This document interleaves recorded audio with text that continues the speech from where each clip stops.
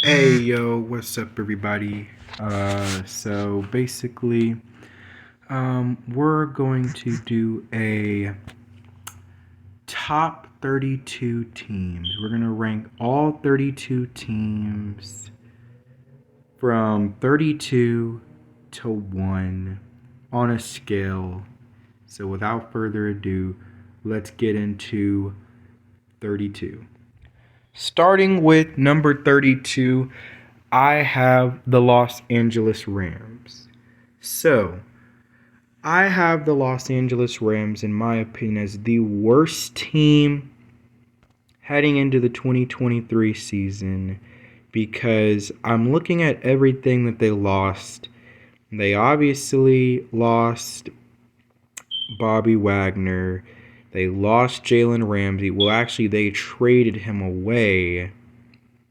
They also lost Leonard Floyd to the Buffalo Bills. And I just don't have any idea what direction these guys are going in. All right. And Sean McVay said, I think that he's going to be coming back, but I don't know if he wants to come back to this team because currently, right now, they are not looking too good as far as a roster standpoint. They still have Aaron Donald, they still have Matthew Stafford and Cooper Kupp, but how much are those guys really going to still keep these guys relevant? I really, in my opinion, don't really believe that they can. I think that they're going to have a very, very terrible season. I have them at number 32. At number 31, I have the Las Vegas Raiders.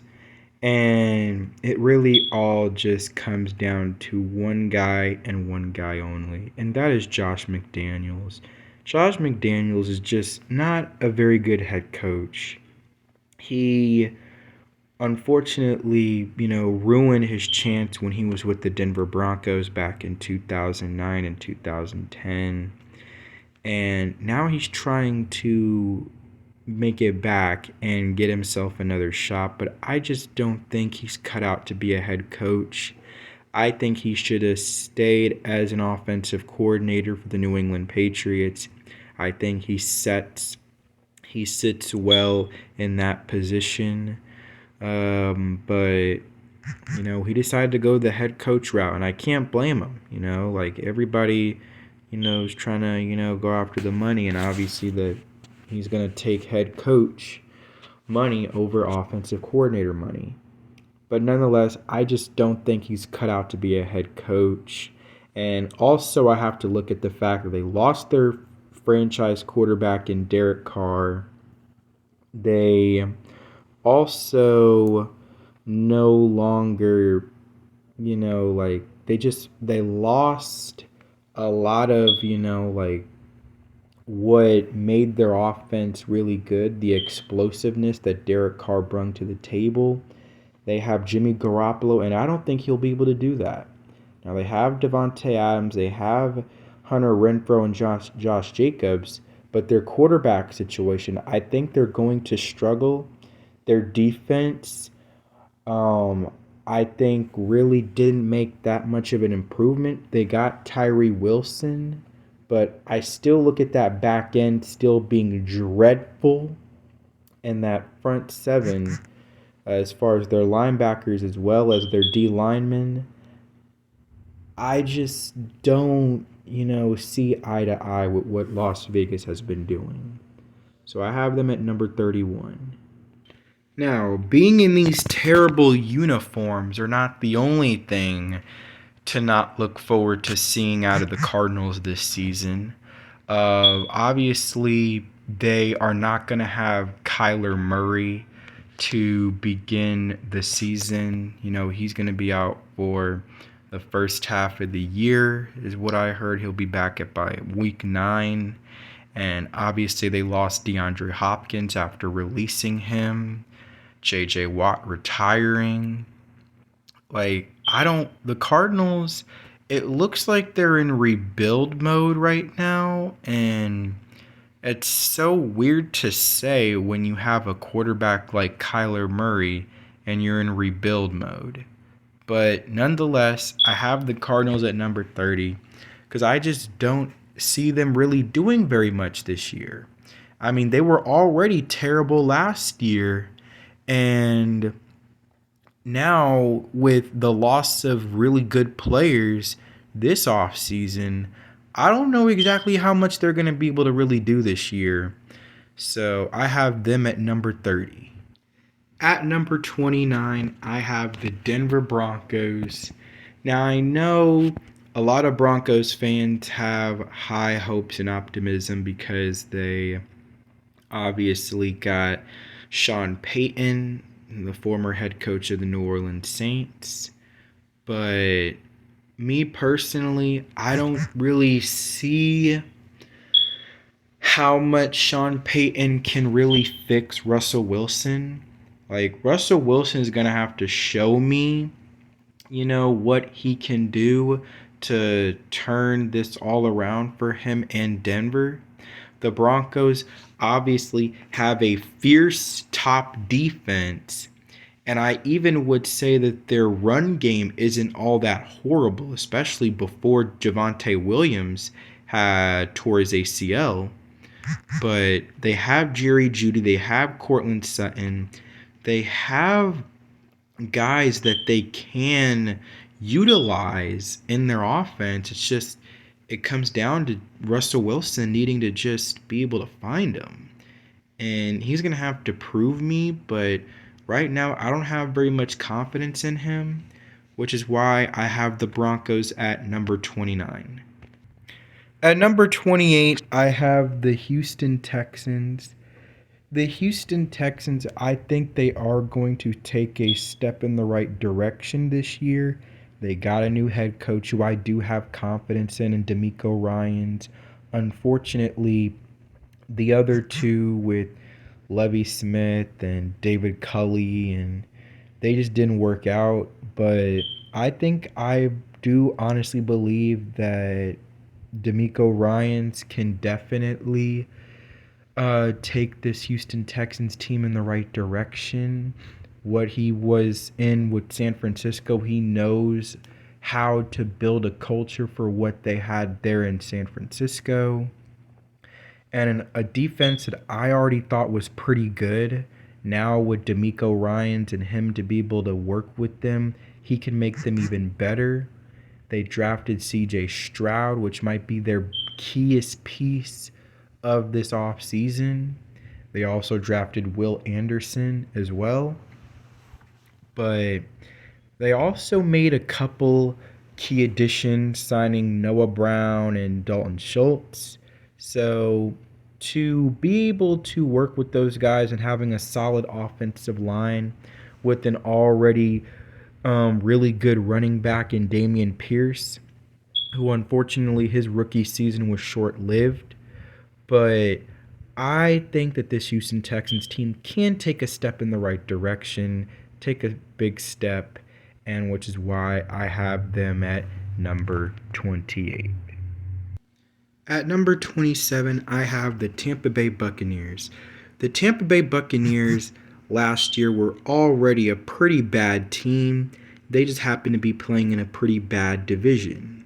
And they just barely eked out a division title with Tom Brady. Now that you're losing Tom Brady, what leadership do these guys have that will be able to give them that last-ditch, effort to make them a still, solid team? I don't know.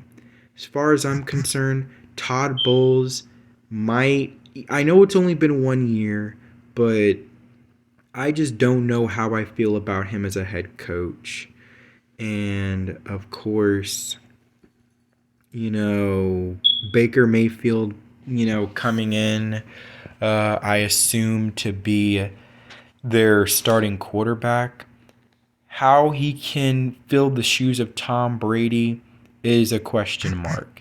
And we all know that Baker Mayfield, without a running game, plays like Zach Wilson, which is why I don't have confidence in him, because in his time in Cleveland, he was always really good because he had a really good running game with Nick Chubb and Kareem Hunt. Now he's going to a team who's been near the bottom of the league in rushing each of the last 3 or 4 years or so. And it's so confusing because they've had a pretty good offensive line, but they just, I don't know, I guess they just don't know how to run block, but they can pass block. I have no idea. But they've been near the bottom in every rushing category over the course of the last 3 or 4 years. So how they're able to do, how Baker Mayfield can do with this struggling rushing attack, we'll wait and soon see how he can do. At number 26, I have the Minnesota Vikings. I know for you ones that are watching this video, you're probably, saying, whoa, pump the brakes a little bit. The Minnesota Vikings are at number 26? Yes, they are. And let me tell you why. I hate to say it, but they were really lucky last season in a lot of their wins. I mean, from the Washington game where Taylor Heineke threw 2 fourth-quarter interceptions, the Josh Allen fumbling the ball on a quarterback sneak that gave the Vikings a touchdown, an easy touchdown, basically a given, and then they would later win in overtime. They won a lot of games in lucky fashion. They just did. And if it wasn't for Justin Jefferson, I don't know truly how many wins these guys would have gotten anyway.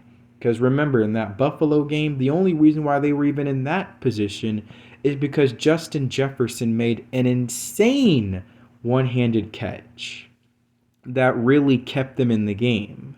So, I mean, you can say what you want to say, but they got really lucky last year, and I can agree that they had a fluky season, to be quite honest with you.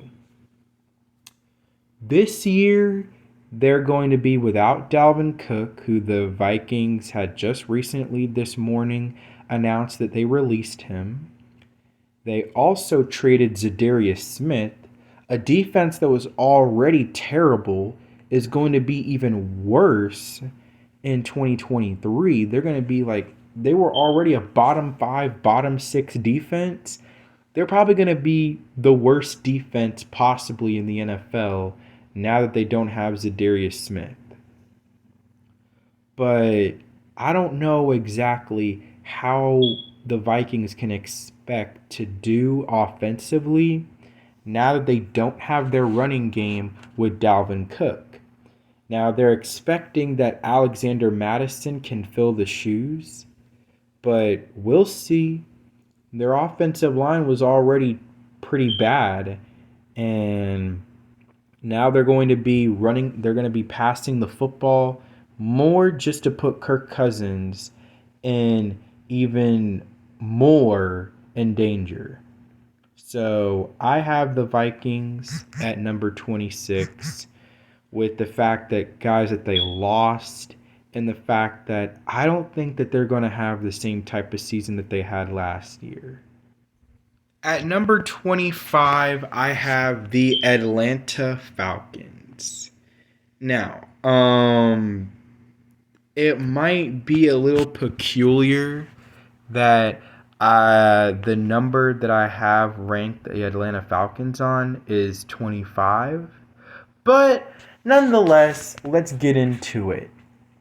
So the Falcons already had one of the top rushing attacks in the NFL last year with Tyler Algier.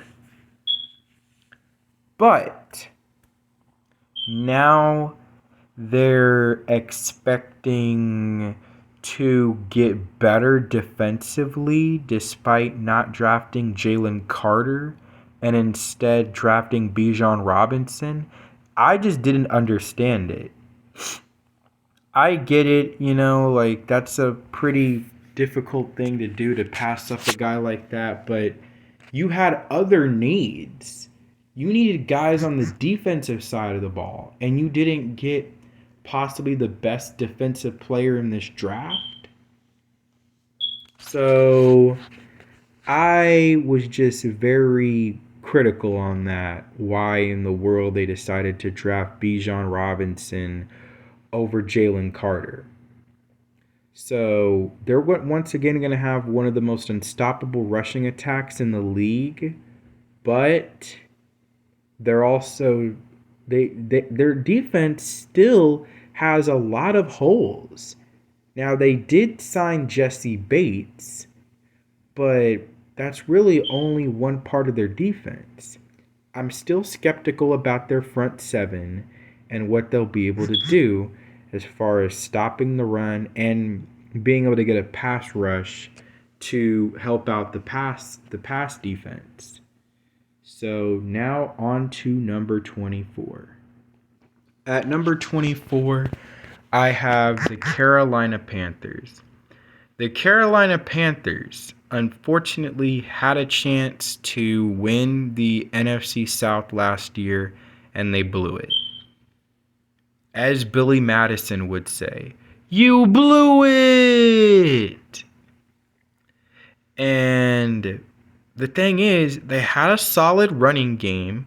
They had a solid rushing attack. They had a solid defense as well with guys like Brian Burns and J.C. Horn, who is expected to miss the rest of minicamp due to a foot injury, but he's probably going to be fine. And they drafted Bryce Young, who I was high on, but after watching Bottom Line View, shout out to him, I figured out some of the negatives about Bryce Young. He's not as quick and athletic as he should be. Being at his frame, you would want to have quick and athleticism of a guy like Kyler Murray, and he just doesn't have that. He can't really he can't really outrun a whole bunch of guys. He got ran down by a Texas Longhorn defensive tackle, but I'm not going to give him very much criticism for that because the Texas Longhorns had one of the most athletic defensive lines in college football. So I don't know if I really want to give him too much criticism for that one. But yeah, there were a lot of the linebackers that ran him down, and it was just very weird. Not being quick enough, not being athletic enough, not even having a strong enough arm. I think he's going to have some struggles this year, but I think their running game and defense should still be able to, put them over the top and still be a team that can keep themselves in a lot of games this year. At number 23, I have the Los Angeles Chargers. Now, the Los Angeles Chargers might have one of the most talented teams in the NFL. They have guys like Justin Herbert. They still have guys like Keenan Allen, Mike Williams. They have Asante Samuel Jr. They have that Adderley character. They obviously have Nick Bosa. They have Khalil Mack. They have so many players on their defense and offense, and Austin Eckler. I forgot about him, but we don't know if he's going to still be a Charger or not, as well as a lot of running backs out there. But yeah, I mean, it's just they have so much talent, probably one of the most talented teams in the league, but what has them take a step back is their coaching. I mean, that was ridiculous how they played their starters in that regular season finale when they had nothing to play for and they didn't rest their starters. And what happened? They lost Mike Williams and a couple other players to injuries that could not play the next week in the wild card round against the Jaguars. So I have no clue where the Chargers could go, because they have the talent that could make me scream 13-4 or a top 5 team, but their coaching is what drops them down to me having them ranked 23. At number 22, I have the Tennessee Titans. Unlike the Los Angeles Chargers, they don't have all the talent in the world, but they do have coaching with Mike Vrabel in them. So they will never be like the most talented, but you can always count on them to be one of the most disciplined and most well-coached teams in the league. And that's why I have them just above the LA Chargers. Their coaching is what puts them above the Chargers. So I have them at number 22. Let's get to number 21. At number 21, we have the team that has the man, the myth, the legend, Justin Fields. So yeah, at number 21, we have the Chicago Bears. Now, they've made some vastly big improvements in their team this past offseason. They signed Tremaine Edmonds on defense. They even traded their 9th overall pick to the Carolina Panthers for DJ Moore. Well, they swapped their number 1 and number 9 overall picks with the Carolina Panthers for DJ Moore. And they, of course, brung in Robert Tonyan from the Green Bay Packers. So the Chicago Bears are definitely trying to give Justin Herbert weapons and people that he can throw the ball to. And I think their offense is going to be really exciting. I think their defense might improve a little bit as well. And I like what the Chicago Bears have done this offseason. At number 20, I have the Washington Commanders. Now, the Washington Commanders, I believe, they're just like the LA Chargers. They have a lot of talent on the offensive and defensive side of the ball. We know what they have on the outside with Terry McLaurin and Jahan Dotson. And I guess their running backs are meh. And on the defensive side of the ball, they have the Bama Boys. And, of course, they drafted Emmanuel Forbes. I think that the Commanders really have a lot of talent on the offensive and defensive side of the ball. But what holds them back is their coaching and the fact that they still have a quarterback issue. They thought that they fixed that with Carson Wentz, but clearly that did not happen. So now they're trying to experiment on Sam Howell. They obviously brought in offensive coordinator Eric Bieniemy to be able to help out Sam Howell in this Commanders offense.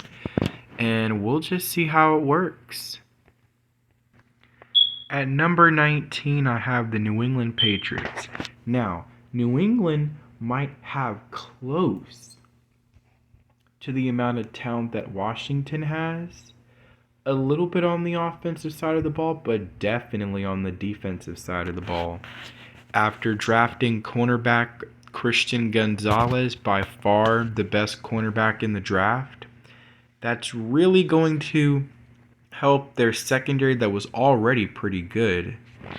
And I think their defense is once again going to be one of the top defenses in the league. Now, on the offensive side of the ball, they did hire Bill O'Brien as their head coach. Their offensive coordinator. I cannot talk right now. Nonetheless, they hired Bill O'Brien as their offensive coordinator, and I think it will definitely improve their offense. I felt like Mac Jones was just a poor guy playing for a terrible coaching staff last year. I mean, Matt Patricia was calling plays on offense. Jesus.